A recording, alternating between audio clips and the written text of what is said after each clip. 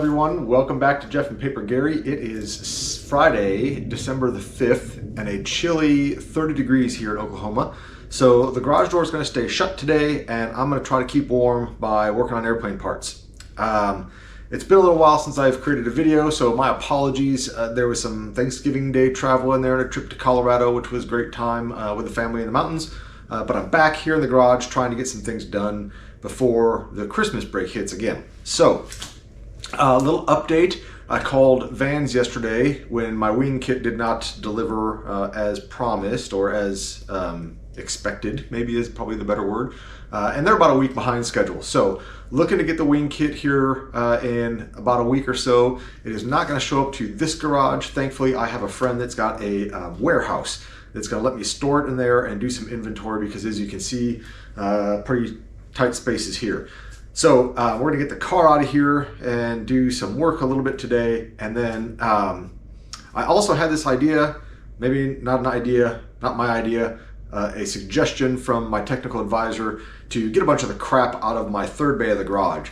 So I've ordered a couple sheds to build and put up on the side of my house. Hopefully I can get a bunch of junk out of the other side of the garage that is stuff that better belongs elsewhere, and go put that there and have some more room in the garage. So stay tuned, we'll see what we learn today. So one of the downsides of taking a break from work is trying to remember where you left off. Now the step-by-step instructions that Van gives you have little check boxes, right, that I go and date and put some time in there for not only keeping track of my build log, but also remember where I left off. And I also have a bunch of part tags that I usually tag for some things as well. I'm here on the skeleton for the horizontal stab, and I remember reaching a point where the instructions looked different or didn't call it something that appeared on the plans that I downloaded from the Vans website.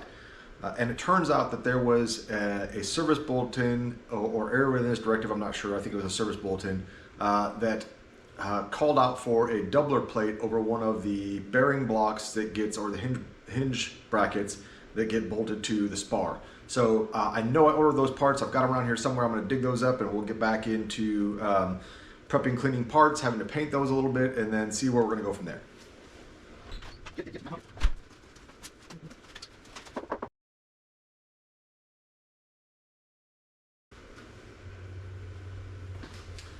Okay, as I just discovered by checking my emails, the parts, the service bulletin repair parts or doubler part has just shipped yesterday or today, I think. So don't have that, obviously. Gonna move on to something else. I'm not sure what. So we're at a work stop on the skeleton for the service bulletin bracket. Might be able to skip that step and go back to it later. Also at a work stop on the rudder, because of the stiffeners that I screwed up that we talked about in the last video. So those parts have been ordered, and they'll be on their way here as well. So might go back to the right side horizontal stab. I don't know where we're at. We'll figure something out. Okay, here goes take 4 for voice narration. I'm not sure what's going on with my editing software tonight, but it's pretty crashy and getting very frustrating. So before we go any further in the technical side of things here, I would like to make 2 very important announcements. One, I did contact Vans yesterday, December the 9th, and they have confirmed that my wings have left the building. So wing kits are on their way here via transport and should be arriving imminently. So looking forward to that. The second announcement is congratulations to me. This is the first build session I've had where I have not screwed up a part. Hold your applause. Please hold your applause. Yes, it's a momentous occasion, and it feels really good. That's not to say I didn't make mistakes, because I did, but mistakes are a good thing, right? Mistakes are how we learn. I hear so many people when facing challenging tasks, whether it's in the garage, at work, wherever, what if I make a mistake? What if I do this? Who cares? Go make the mistake. That's how we learn. That's how we grow. That's how we build confidence, and confidence builds perseverance. So in the pursuit of education and learning, please go make mistakes. It's really good for you. What you see here in this build session is a little bit of follow-up. Now, I made mention about some of the difficulties incurred when you walk away from a project for a week or so. You know, I took a vacation, went out to Colorado, came back and tried to remember where I left off, and that's challenging, especially when I start multi-threading operations here, right? So I started with the horizontal stab, and I ran out of parts, or I come to a work stop on one side, so I went to the other side, right? The left side versus the right side. And then I moved on to the rudder, and I broke some parts over there. And so it's really hard to keep track of all these things. So I either need to A, stop that practice and be more serial and stick closer to the instructions, or I need to be more disciplined in filling out a detailed turnover log or build log. Now, I do make notes and things for my build log, which I catch up on every couple of weeks as I enter it online through the EAA website, but that is not something that I'm in the habit of doing every time in the garage. So that is a habit that I need to go develop, whether I do that online, virtually, or I just keep a notebook that has more details than what the checkbox instructions, step-by-step things are on the vans, because on the vans instructions, because it's just not enough for me. So what I'm doing here is some of the final steps of the skeleton in, of course, deburring holes and cleaning up rough edges. But once you get the skeleton put together, you get the skin in there, you get it in the cradle, and I think the previous video, or maybe the one before that, we match drilled and fit the inboard ribs that go in there. You take that apart, and the instructions say, well, finish match drilling all the holes, all the remaining holes in the leading edge spar. So quick dog break there to pet the dog. Back to the spar. Match drilling the rest of those holes.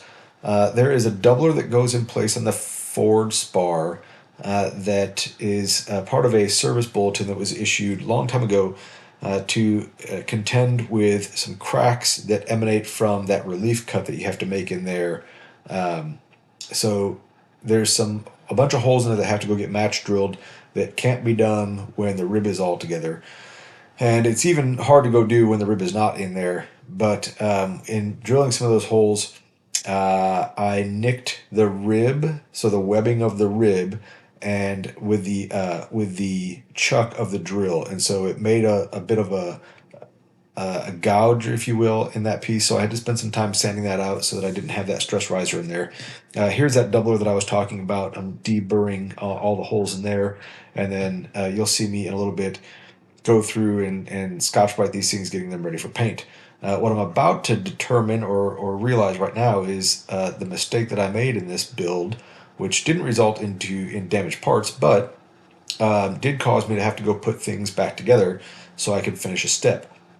That forward spar that you're looking at right there is only partially pre-punched. So the outboard section of it is pre-punched that matches the skin. The inboard section of it is not. And right where that rib is that I just installed, and you'll hear me talk a little bit later about having a little bit of a moment here where the rib looks crooked in there, like I match drilled it and put it into the wrong set of holes in the trailing edge spar, because it just looks weird.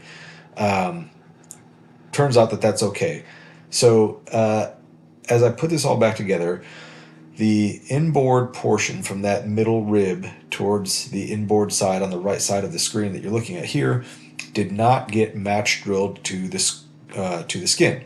So I had to put this all together, put it all back together so that I could go match drill those holes on each side. So that's what I'm doing here. It took a little bit of time, but not a big deal, and was certainly a lesson for me in following those instructions, getting to a clear stopping point, and when I'm not, or whether I'm at a clear stopping point or not, to utilize the part tags that I bought and make special notes and better notes, so that when I come back from a long break, which will happen again in the future, I'm sure, I know exactly where I left off. So a little bit more on that here and throughout the rest of the video. All right, so I had a minor panic attack when I was putting this thing back together, thinking that I had aligned the rib here, the 708 rib, to the wrong spot in the rear spar. Turns out I'm fine, no big deal, just the way it was not lining up, or was lining up, was causing me to freak out. The other thing I want to point out, the pneumatic Cleco tool. I may have mentioned this before. I kind of laughed at this when I saw another builder using one of these things, and I thought, man, of all the comfort tools, I guess you could call it, in the world, why this? But I gotta tell you, for Clecos, this is the way to go. Oh, sorry, my dog just hit the camera. Save your elbows, save your time. Get the Cleco tool. It's money well spent. I will give a big shout out to Tim from Pt.5 77. He was the one that I saw having this thing, and it's a great tool. Thanks, Tim.